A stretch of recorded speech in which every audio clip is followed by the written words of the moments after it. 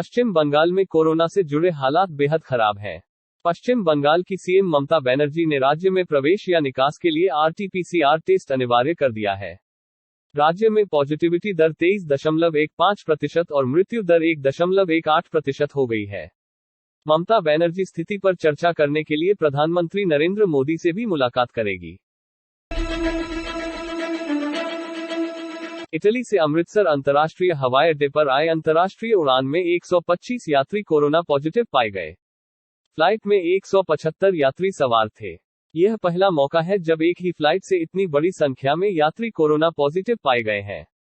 सभी संक्रमित यात्रियों को क्वारंटाइन कर दिया गया है। उड़ान में 19 बच्चे थे जिनका आरटी-पीसीआर टेस्टिंग नहीं किया गया। सैंपल जीनोम सीक्वेंसिंग टेस्टिंग के लिए भी भेजे गए हैं। प्रधानमंत्री श्री नरेंद्र मोदी की अध्यक्षता में केंद्रीय मंत्रिमंडल ने आपदा प्रबंधन के क्षेत्र में सहयोग के बारे में भारत और तुर्कमेनिस्तान के बीच समझौता ज्ञापन माओ पर हस्ताक्षर करने को अपनी मंजूरी दे दी है। इस समझौता ज्ञापन में ऐसी प्रणाली स्थापित करने का प्रयास है जिससे भारत और तुर्कमेनिस्तान दोनों ही देश एक दूसरे के आपदा प्रबंधन तंत्र से लाभान्वित होंगे और यह आपदा प्रबंधन के क्षेत्र में तैयारी, प्रतिक्रिया और क्षमता निर्माण के क्षेत्रों को मजबूती प्रदान करने में सहायता करेगा।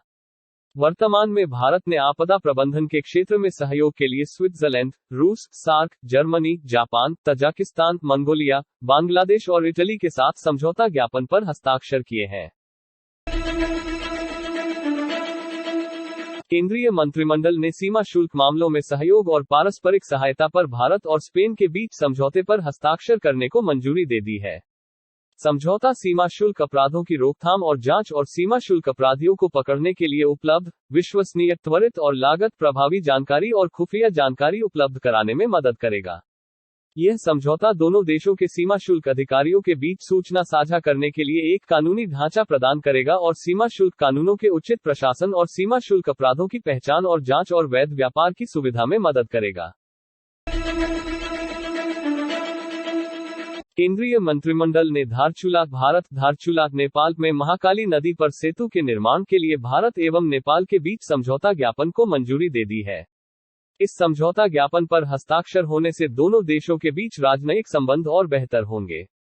घनिष्ठ पड़ोसियों के रूप में भारत और नेपाल के बीच मित्रता तथा सहयोग का अनूठा संबंध है, जो एक खुली सीमा के साथ साथ जन जन के बीच गहरे संबंधों और संस्कृति से प्रमाणित है। भारत और नेपाल दोनों सार्क, बिम्स्टेक जैसे विभिन्न क्षेत्रीय मंचों के साथ साथ वैश्विक मंचों पर एक साथ काम कर रहे हैं। राज्य स्तरीय योजना स्वीकृति समिति (SLSSC) की बैठक में जल जीवन मिशन के तहत राजस्थान के लिए 6,872.28 करोड़ रुपए लागत की पेयजल आपूर्ति योजनाओं को मंजूरी दी गई। इन योजनाओं से 27 जिलों में स्थित 3,213 गांवों में 6.56 लाख से अधिक ग्रामीण परिवारों को नल से पानी उपलब्ध कराया जाएगा। इन योजनाओं में से 5 बहुग्राम प्रमुख परियोजनाएं और शेष एकल ग्राम योजनाएं हैं।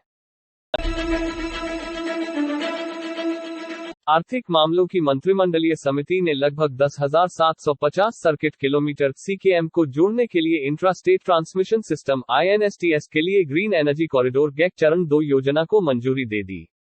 ट्रांसमिशन लाइनों और सबस्टेशनों की लगभग 27,500 मेगावोल्ट एम्पियर (MVA) परिवर्तन क्षमता है। यह योजना 7 राज्यों गुजरात, हिमाचल प्रदेश, कर्नाटक, केरल, राजस्थान, तमिलनाडु और उत्तर प्रदेश में लगभग 20 गीगावाट अक्षय ऊर्जा बिजली परियोजनाओं के ग्रिड एकीकरण और बिजली निकासी की सुविधा प्रदान करेगी। Xiaomi ने भारत में नए फोन लॉन्च कर दिए हैं जिन्हें 15 मिनट में चार्ज किया जा सकता है। इस फोन के 2 मॉडल लॉन्च किए गए हैं। इस फोन की कीमत 24,999 रुपये से शुरू होती है। इन फोनों को हाइपरचार्ज फोन कहा जाता है और ये भारत में सबसे तेज चार्जिंग वाले फोन हैं। बॉलीवुड अभिनेत्री सनी लियोन को उनके 3 प्यारे बच्चों निशा, अशर और नूह के साथ देखा गया। लोगों ने वीडियो बनाकर सोशल मीडिया वेबसाइट पर अपलोड कर दिया। वीडियो में सनी सीढ़ियों से नीचे उतरती नजर आ रही हैं, वहीं अपने दोनों बच्चों नूह और आशा को पकड़े हुए और निशा खुद ही सीढ़ियों से नीचे उतरती नजर आ रही है। नेटिजन्स के एक वर्ग ने निशा को अनदेखा करने और उसका हाथ नहीं पकड़ने के लिए अभिनेत्री को ट्रोल करना शुरू कर दिया। कुछ ने तो यहां तक दिया कि उन्होंने निशा को पब्लिसिटी के लिए गोद लिया था।